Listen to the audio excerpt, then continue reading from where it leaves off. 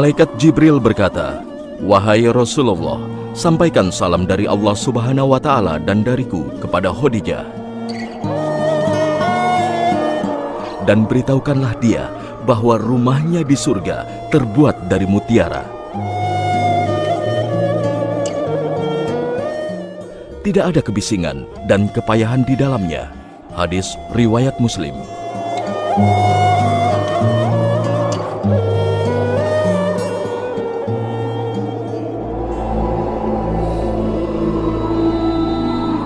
Inilah kemuliaan Khadijah, istri tercinta Rasulullah Sallallahu Alaihi Wasallam. Tempat bernaung, berkeluh kesah, dan menjadi sandaran serta perisai Rasulullah dalam menyebarkan risalah ilahi.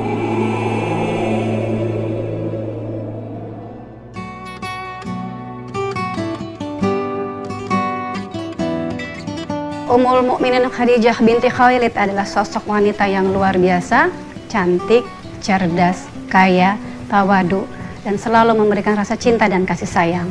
Beliau adalah istri pertama dari Rasulullah SAW yang membantu dengan jiwa, harta, dan ketabahan perjuangan Islam.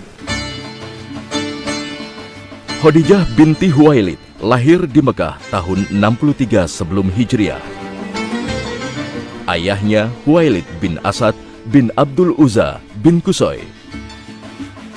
Nasabnya bertemu dengan nasab Rasulullah di kakek keempat, yaitu Qusay bin Kilab. Kecantikan, kecerdasan, kehormatan, dan budi pekertinya dikenal luas di kalangan Quraisy, hingga mereka menjulukinya At-Thahirah atau wanita suci. Sejarah bahkan mencatat kaum Quraisy mengagungkan Khadijah dan menyebutnya Ratu Quraisy atau Ratu Mekah karena kekayaannya yang melimpah.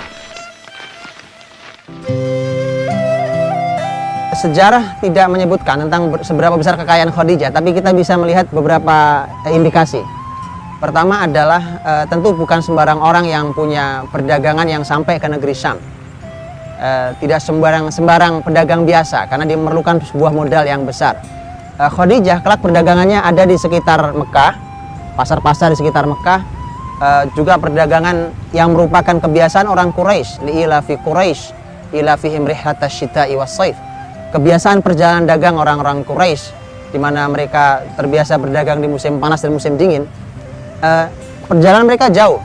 Setidaknya ketika musim panas mereka berjalan ke utara kurang lebih 1000 kilo ke arah negeri Syam. Itu pasti mereka tidak mau berdagang dengan angka yang kecil. Saya berikan satu contoh angka bahwa biasanya dalam perdagangan mereka itu sekali jalan sekian banyak onta, bahkan sampai bisa 1000 onta. Dan itu nanti ada rombongan yang tugasnya selain pedagang juga pengawal sebagai pasukan. Kalau di tengah jalan ada gangguan keamanan. Sofwan bin Umayyah yang saat itu salah seorang pemimpin Quraisy pernah memimpin 1000 kafilah dagang, 1000 onta.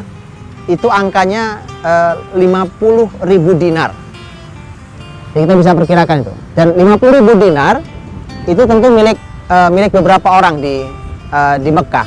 Maka alangkah dahsyatnya kekayaan seorang Khadijah. Itulah mengapa banyak pria terhormat di kalangan bangsawan Quraisy ingin meminangnya, sekalipun Khadijah telah 2 kali menikah dan dikaruniai 2 anak. Ratu Quraisy ini pun menolak pinangan semua pria. Namun hatinya mulai tertambat dengan sosok pria yang dikenal di kalangan sukunya sebagai Al-Amin, atau orang yang dipercaya karena kejujurannya. Dialah Muhammad bin Abdillah. Khadijah menyertakan pekerjanya yaitu Maisarah. Maisarah adalah seorang laki-laki, bukan perempuan. Disertakanlah Maisarah berangkat bersama Muhammad ke negeri Syam untuk berdagang. Maisarah dipesan oleh Khadijah, kamu harus ikuti apapun yang diperintahkan oleh Muhammad. Sepulang itu maka kemudian diceritakan semua diceritakan. Bahkan disebutkan perdagangan yang dibawa Muhammad ke negeri Syam itu untung 4 kali lipat. 1 dirham berlipat dari 4 dirham. Jadi 4 kali lipat keuntungannya. Jadi bisnisnya sukses, ini luar biasa. Kejujurannya dikenang betul. Bahkan Maisarah bertemu dengan beberapa peristiwa yang disampaikan semakin menunjukkan kekagumannya. Di saat itulah maka Khadijah sebagai wanita yang baik, wanita yang suci, dia tahu bagaimana menjaga dirinya sebagai seorang wanita yang baik. Dia suka terhadap Muhammad, tapi dia tahu bagaimana harus berinteraksi dengan laki-laki. Tidak sembarang kemudian dia dengan cara yang tidak baik untuk mendekat ke laki-laki. Maka dia berbincang dengan teman akrabnya yang bernama Nafisah binti Munyah.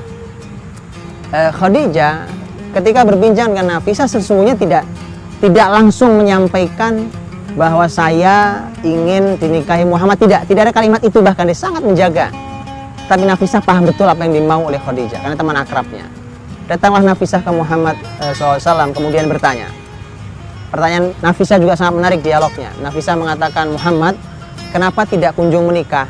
Jawaban Muhammad saat itu adalah mengatakan bahwa ma indi ma atazawwaju bih. Aku tidak punya apa-apa yang bisa aku gunakan untuk modal nikah.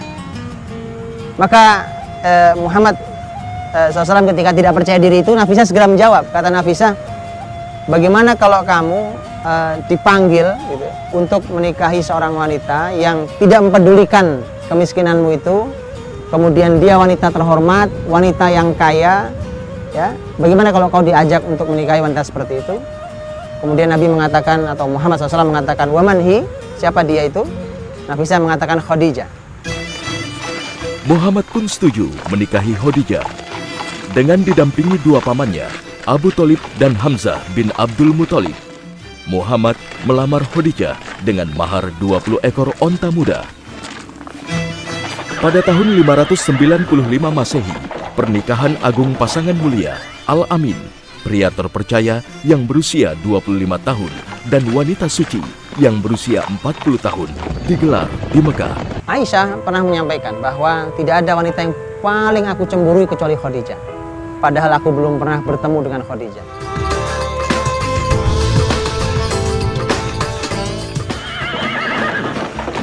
Perbedaan usia yang terpaut cukup jauh dan harta kekayaan yang tidak sepadan di antara pasangan mulia ini tidaklah menjadi masalah. Karena dilandasi oleh cinta yang tulus dan pengabdian kepada Allah Subhanahu wa Ta'ala. Sehingga keberkahan selalu mengiringi pasangan mulia ini. Pernikahan adalah dua pertemuan manusia yang tidak sempurna dan masih dalam proses tumbuh dan berkembang. Termasuk pernikahan Rasulullah dengan Ummu Khadijah. Kita bisa ambil pelajaran walaupun kita seorang wanita kaya, cerdas, tapi tidak membuat kita menjadi seorang yang sombong, tinggi hati, dan merasa paling benar sendiri. Dari pernikahan inilah Allah memberikan anugerah 6 orang anak, 2 laki-laki, Al-Qasim dan Abdullah, dan 4 perempuan, Zainab, Ruqayyah, Ummu Kulsum, dan Fatimah Az-Zahra. Sejak menjadi pendamping Muhammad bin Abdillah, Khadijah menunjukkan keteladanan bakti seorang istri terhadap suami tercinta. Perhatiannya tak pernah luntur meski sang suami sering meninggalkan dirinya. Berhalwat menyendiri di Gua Hiro, kebiasaan yang berakhir dengan peristiwa maha dahsyat yang terjadi pada tahun 622 Masehi. Di usianya yang ke-40, Muhammad menerima wahyu pertama yang sekaligus menandai diangkatnya Muhammad sebagai utusan Allah. Disinilah peran Khadijah benar-benar menjadi tumpuan sang suami. Saat Muhammad tidak menduga tentu, tiba-tiba datang sesosok orang yang kemudian mendekap dan mengatakan, Iqra ya Muhammad, Iqra ya Muhammad. Begitu selesai Muhammad pergi dari Gua Hiro itu, dan kemudian dia merasakan begitu ketakutan sampai gemetar. Disinilah kemudian muncul peran istimewa seorang Khadijah. Juga lagi-lagi pelajaran buat setiap muslimah, terutama buat setiap istri yang baik. Begitu suaminya panik pulang ke rumah dalam keadaan ketakutan, bahkan tidak bisa disembunyikan kepanikannya pada gemetar badan seorang Muhammad. Maka kemudian Muhammad mengatakan, Zammiluni, Zammiluni, selimuti aku, selimuti aku. Khadijah menyelimutinya. Ini langkah pertama. Karena yang perlu ditenangkan pertama adalah fisiknya. Karena jelas gemetar. Diselimuti, ditenangkan, didampingi oleh Khadijah. Kemudian Khadijah mulai bertanya, ada apa? Ada apa suamiku? Mulailah bercerita tentang kejadian yang terjadi di Gua Hiro. Khadijah segera mengeluarkan sebuah kalimat. Dan ini adalah langkah kedua yang sangat menarik. untuk kembali lebih menenangkan lagi. Khadijah mengatakan, kalla la yukhzikallahu abada. Demi Allah tidak mungkin Allah akan membuat menjadi sengsara. Ini pasti bukan sebuah kesengsaraan, ini pasti bukan penyia-nyiaan Allah kepadamu. Kalla la yukhzikallahu abada. Kenapa begitu? Khadijah meyakinkan, alasannya ada. Kenapa Allah tidak mungkin menyia-nyiakan dirimu? Innaka latasilur rahim. Karena engkau, wahai suamiku, orang yang rajin silaturahim. Ini amal mulia. Kemudian dia mengatakan wa tahmilul kal. Engkau adalah orang yang siap untuk menanggung beban. Orang yang bertanggung jawab sekali. Wa tuqrid dhaif. Engkau orang yang sangat memuliakan tamu. Wa tu'inu ala nawaibil haq. Dan engkau adalah orang yang membantu orang-orang yang kesulitan. Semua kebaikan ini pasti engkau adalah orang yang tidak disia-siakan dengan peristiwa itu. Itu yang kedua. Barulah kemudian yang ketiga, ketika sudah semakin tenang, Khadijah tahu kemana harus bertanya. Khadijah mengatakan, nanti kalau sudah lebih tenang kita akan pergi ke sepupu saya yang bernama Warokoh bin Naufal. Warokoh bin Naufal adalah satu dari hanya beberapa orang Arab yang mengerti Alkitab. Warokoh bin Naufal ketika didatangi, Muhammad bercerita, Khadijah menyampaikan, inilah cerita saudaramu. Maka Warokoh menyampaikan bahwa yang datang kepadamu adalah An-Namus alladzi jaa ila Musa. Ini adalah Jibril yang pernah datang kepada Musa. Pada fase ini, Khadijah tak lagi hanya menjadi seorang istri dan ibu dari anak-anaknya. Tak hanya mendampingi seorang suami, kini Khadijah juga menjadi pendamping seorang utusan Allah. Dialah yang memberi ketenangan kepada sang suami saat Rasul dihujat dan diperlakukan kasar oleh kaumnya. وسببا انشقاقا في قريش كلها لسوف نقتله. Khadijah selalu ada setiap Rasulullah mendapat kesulitan. Harta dan jiwanya diperuntukkan bagi dakwah Rasulullah. Itulah mengapa Rasul begitu mencintai Khadijah, bahkan sampai Khadijah tiada. Aisyah radhiyallahu anha, salah seorang istri Nabi yang nanti dinikahi Nabi setelah Khadijah wafat. Rasul tidak menikah dengan wanita manapun saat Khadijah masih hidup. Aisyah pernah menyampaikan bahwa tidak ada wanita yang paling aku cemburui kecuali Khadijah. Padahal aku belum pernah bertemu dengan Khadijah. Ini menjadi sangat unik. Kok bisa dia cemburu padahal dia belum pernah bertemu? Ya, karena Nabi SAW sangat sering menyebut Khadijah. Dan lebih dari itu, bahkan Khadijah sudah wafat. Lebih dari itu, bahkan teman-teman Khadijah yang dulu bersama Khadijah itu masih terus dimuliakan. Nabi tidak motong kambing, kecuali pasti Nabi mengatakan, kirimkan daging ini ke wanita itu. Kemudian bertanya, ya Rasulullah, siapa wanita itu? Rasul mengatakan, dia dulu adalah temannya Khadijah. Tidak ada kecintaan setulus kecintaan Rasul pada Khadijah. Inilah cinta sesungguhnya itu. Bahkan Khadijah sudah meninggal. Suatu hari Aisyah muncul rasa cemburunya, kemudian mengeluarkan sebuah kalimat radhiyallahu anha. Ini adalah sisi yang sangat manusiawi dari seorang wanita. Dia mengatakan, ya Rasulullah, kalau engkau punya kambing, kemudian ada dua taman, yang satu taman masih hijau, belum pernah dimakan oleh kambing manapun, yang satu sudah bekas diinjak-injak oleh kambing yang lain, kemana kau gembalakan kambingmu? Nabi mengatakan, pasti ke padang rumput yang masih hijau. Kemudian ternyata ini adalah muqaddimah dari seorang istri yang cerdas radhiyallahu anha untuk masuk ke menunjukkan rasa cemburunya. Aisyah mengatakan, bukankah Allah telah memberimu ganti seorang istri yang lebih baik dibandingkan kau selalu menyebut-nyebut wanita tua itu? Radhiyallahu anha, dua-duanya wanita mulia. Maka jawaban Nabi SAW ada jawaban yang final menunjukkan siapa Khadijah. Nabi mengatakan pada Aisyah, wallahi ma abdalani Allahu khairan minha. Demi Allah, tidak pernah Allah menggantiku istri yang lebih baik dari Khadijah. Kalau Nabi Muhammad berhenti di sini, maka pasti menyakiti Aisyah radhiyallahu anha. Tapi Nabi memberikan 4 alasan yang 4-empatnya tidak sama sekali bisa dilakukan oleh Aisyah radhiyallahu anha. Jadi kemudian pas, fair. Bukankah kalau Nabi mencintai Khadijah sedemikian luar biasa sampai Nabi mengatakan tentang cintanya pada Khadijah, ruziktu hubbaha, aku dianugerahi cintanya. Itu kalimat Nabi untuk Khadijah. Dan Nabi menyebutkan 4 hal yang ini tidak bisa dilakukan satupun oleh Aisyah radhiyallahu anha. Nabi mengatakan amanat hina kadzdzabani an-nas, amanat hina kaffarani an-nas. Dialah wanita yang beriman saat masyarakat kafir. Wa saddaqatni hina kadzdzabani an-nas, dan dialah yang membenarkan aku saat semua orang mendustakan aku. Kemudian wa wasatni bimaliha, dialah yang memberikan hartanya kepadaku.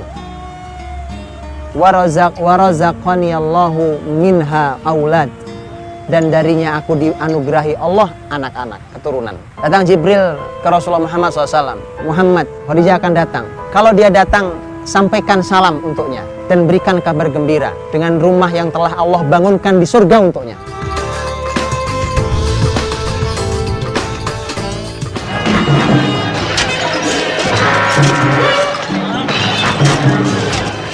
Pada tahun 616 Masehi, Rasul dan kaum muslimin diboikot kaum Quraisy. Hal ini dilakukan setelah kaum musyrik Quraisy selalu gagal menghentikan dakwah Rasulullah.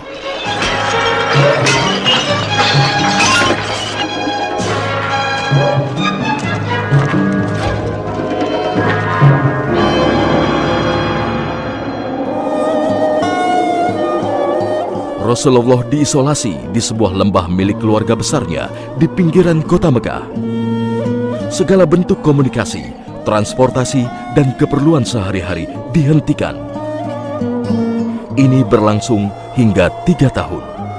Ummu Khadijah menikah dengan Rasulullah jauh sebelum Rasulullah diangkat menjadi seorang nabi. Jadi beliau melewati hari-hari yang indah, hari-hari yang penuh kemesraan, tapi juga melewati hari-hari yang berat. Kita sebagai istri bisa mengambil pelajaran. Artinya kita mampu, harus bisa mengambil pelajaran menjadi istri yang setia, yang mencintai suami apa adanya, menerima segala kelebihan dan berdamai dengan kekurangan, dan mampu memberikan ketabahan, rasa cinta dan kasih sayang, berpihak kepada suami ketika suami kita benar dalam jalannya. Khadijah yang sebelumnya kaya raya dengan tegar mendampingi sang suami menjalani rintangan dakwah yang keji ini. Namun begitu, kondisi kesehatannya mulai menurun. Hingga pada tahun 916 Masehi, setelah pemboikotan dihentikan, Khadijah jatuh sakit dan akhirnya meninggal dunia di usia 60 tahun. Inilah peristiwa yang mengguncang diri Rasulullah Shallallahu Alaihi Wasallam. Khadijah radhiyallahu anha menemani Rasulullah SAW sejak diangkat. Jadi Nabi berumah tangga dengan Khadijah kurang lebih hampir 25 tahun lamanya. 25 tahun bersama, 25 tahun membesarkan putra-putri. Kemudian dari 25 tahun itu 10 tahunnya adalah hari yang istimewa, yaitu waktu-waktu yang istimewa karena Khadijah menemani risalah Muhammad SAW, menemani Muhammad saat menjadi Rasul selama 10 tahun. Pada tahun 10 kenabian, artinya Muhammad di Mekah dan beliau menjadi Nabi selama 10 tahun. Saat itu bulan Ramadan. Sejarah menyebutkan setelah kurang lebih 3 bulan atau 2 bulan sejak wafatnya Abu Thalib. Pada tahun yang sama, karena Abu Thalib meninggal bulan Rajab, sementara Khadijah meninggal bulan Ramadan, tahun 10 kenabian. Saat itulah kemudian Rasulullah Shallallahu Alaihi Wasallam begitu sedih karena harus ditinggal oleh istri yang begitu setia, istri yang disayanginya, istri yang begitu berjasa dalam kehidupan sang suami. Khadijah meninggal dengan saat itu sampai sejarah di sebagian sejarah Islam disebut sebagai Amul Huzni, sebagai tahun kesedihan Nabi SAW. Khadijah radhiyallahu anha dimakamkan di pemakaman Ma'la. Pemakaman Ma'la itu kalau kita melihat di Mekah itu ada Safa, ada Marwa, maka dari arah Marwa kita terus berjalan lurus, kita akan bertemu dengan makam Ma'la namanya. hari ini disebut pemakaman Ma'la itu di dalamnya ada kotak gitu, yang itu adalah makam Khadijah radhiyallahu anha. Satu kotak itu ada dua kotak lagi di dalamnya, satu agak besar, satu agak kecil. Disebutkan bahwa yang besar ini adalah makam Khadijah radhiyallahu anha dan yang kecil adalah makam Al-Qasim, putra pertamanya yang meninggal. Khadijah merupakan nikmat Allah yang sangat besar bagi Rasulullah Sallallahu Alaihi Wasallam. Selama seperempat abad setia mendampingi Nabi dan dakwahnya dengan segenap jiwa dan harta. Pengabdian dan pengorbanannya yang agung menempatkan dirinya sebagai wanita paling mulia di dunia hingga menjadi perbincangan di langit. Rasulullah Shallallahu Alaihi Wasallam pernah menyampaikan tentang 4 wanita terbaik di muka bumi ini, juga 4 wanita terbaik di surga sana. Ada 2 riwayat. Yang pertama, Nabi mengatakan bahwa khair nisa ahlil jannah, wanita terbaik di surga nanti. Itu ada 4. Tapi dalam riwayat lain kalimat Nabi adalah khair nisa ahlid dunya, atau khair nisa'id dunya, wanita terbaik di dunia ini. Artinya bahwa ini adalah wanita pilihan baik di dunia ataupun nanti saat di surga. 4 wanita itu adalah Khadijah binti Khuwailid radhiyallahu anha, istri Nabi sallallahu alaihi wasallam. Fatimah binti Muhammad, Fatimah Az-Zahra, putri Nabi sallallahu alaihi wasallam, istri Ali bin Abi Thalib radhiyallahu anhu. Kemudian yang ketiga, Maryam ibnatu Imran, Maryam putrinya Imran, wa Asiyah binti Muzahim imra'atu Fir'aun, Asiyah binti Muzahim, istrinya Fir'aun. Ini 4 wanita yang sangat mulia yang oleh Nabi disebut inilah 4 wanita terbaik di dunia dan juga nanti di surga. Salah satunya adalah Khadijah radhiyallahu anha, istri Nabi sallallahu alaihi wasallam. Suatu saat datang Jibril. Datang Jibril ke Rasulullah Muhammad SAW. Kemudian datang ke Muhammad dan mengatakan, Muhammad, sebentar lagi Khadijah akan datang, karena Jibril tentu tahu Khadijah akan datang. Kalau dia datang, sampaikan salam untuknya dan berikan kabar gembira dengan rumah yang telah Allah bangunkan di surga untuknya. Radhiyallahu anha.